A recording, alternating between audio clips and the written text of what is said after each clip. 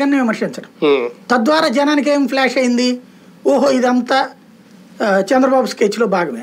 అందుకని పవన్కి వేద్దాం అనుకున్నోడు కూడా వెళ్ళి జగన్కి వేసాడు.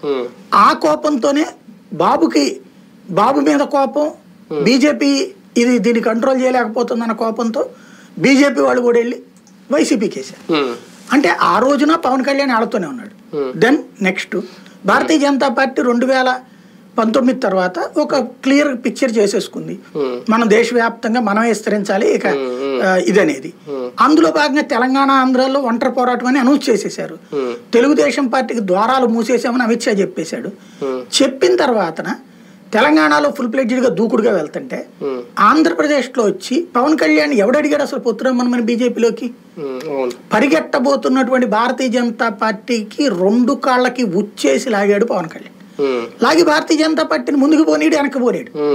ఇవాళ ఇన్ని మీటింగులు పెడుతున్నాడే, ఇన్ని సభలు పెడుతున్నాడే, ఇన్ని సమన్వయ సమావేశాలు పెడుతున్నాడే, ఇన్నిసార్లు చర్చలు జరుపుతున్నాడే కార్యకర్తలతో నాయకులతో. బీజేపీతో ఉన్నప్పుడు ఎందుకు పెట్టలా? బీజేపీతో ఉన్నప్పుడు ఎందుకు సమన్వయం చేసుకోలేవు? తెలుగుదేశం పార్టీ అధినేత చంద్రబాబుతో 60 సార్లు కూర్చున్నాడు. ఇప్పటికీ లోకేష్ చెప్పిన దాంతో కూడా కంపేర్ చేస్తే 10 సార్లు కూర్చున్నాడు. బీజేపీతో ఎన్నిసార్లు కూర్చున్నాడు?